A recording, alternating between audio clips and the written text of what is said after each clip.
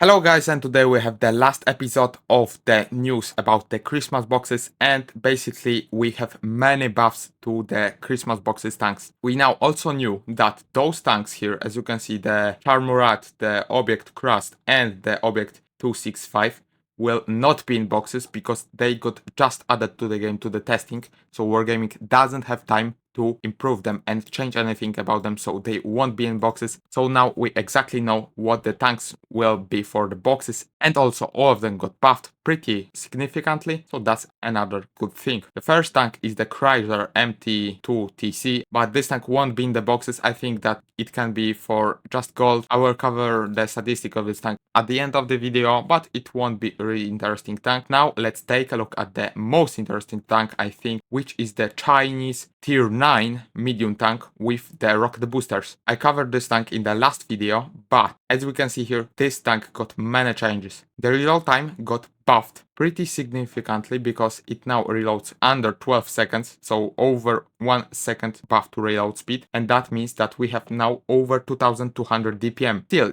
at tier 9 medium tank it isn't the best, but because we have 14400 alpha damage, it's pretty okay. Another buff is to the horsepower. Even though the horsepower to the acceleration got a little nerfed, as you can see here, we don't really care because we will still go up to even the 80 kilometers an hour. And now the basic horsepower was increased from 14 to over 15.5. This means that this tank will go much faster without the boosts. Another two but small buffs, so for the turret rotation and to the hull rotation, basically this tank will now turn faster. So that's pretty good. I think that this tank will be one of the best in the boxes. Of the topic news, we now definitely know that the Gobbler will be the deserved reward tank because it got removed from the secret and testing, so this tank will definitely be the next reward tank, which is pretty sad because it's only tier 5. And now the MX-57, which is the tier 8 American tank destroyer,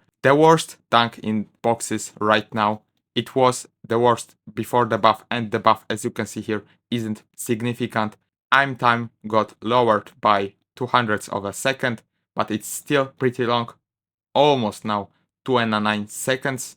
The dispersion is still horrendous, and even though the stabilization while moving got improved, it is still one of the worst in the game.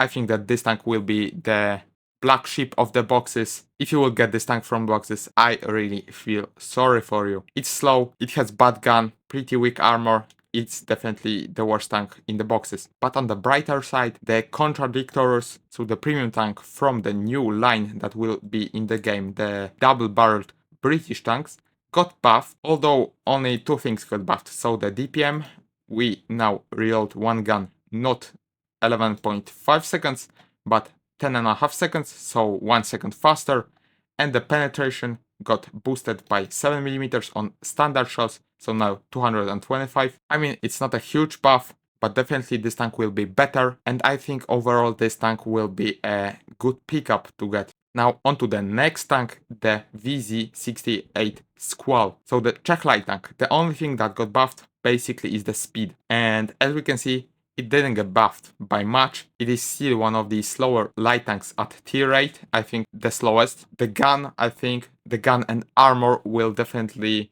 make up for this tank. This will be one of the best credit earners just because it doesn't have any gold shells. So even the special shells just do less damage, so they are cheap as the standard shells. I definitely think that if you like the Czech light tanks, you will love this premium tank. And for the last tank we have Toro, so it was a mediocre tank, but now it will be a bit better. The speed got buffed by 5 kilometers, so now the base speed is 45 kilometers an hour. And the more important thing got buffed, which is the DPM. As we can see here, overall reload time of the clip got buffed by 4 seconds, and that means that each shell takes to reload 1 second faster. And now with that, I think that this tank will be okay.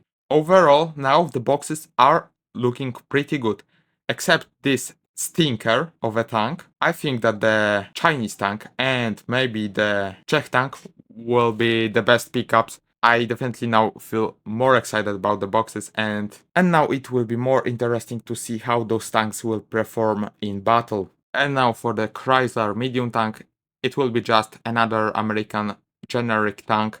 As we can see here, it has pretty high alpha damage of 360. The DPM is almost 1900, so it's okay. Aiming time is mediocre, but dispersion is pretty bad. Stabilization while moving is okay for a medium tank, so the gun overall is mediocre, but it is okay. Nothing special. Although the mobility is on the bad side, we go only 50 kilometers an hour and with only 14 power to weight ratio, which on the medium tank is definitely painful to have. The high side of this tank is gun depression, which is 10 degrees. Many American tanks have this, so it's pretty nice to have this as well. Armor of this tank looks extremely well. We will see on the 3D model how it looks. We have 1300 HP, so for a medium tank, it's okay. Nothing great, but it isn't the worst thing about this tank. The camo value is okay, and we have 390 view range. And now for the armor. So we can see here that the hull armor will be penetratable easily even by the tier 6s. Even if you angle extremely, you will still get pent. Another thing about this tank, which is pretty bad, we have cupola, which is huge for this tank. Even if you use your 10 degrees of gun depression, you won't hide the whole cupola.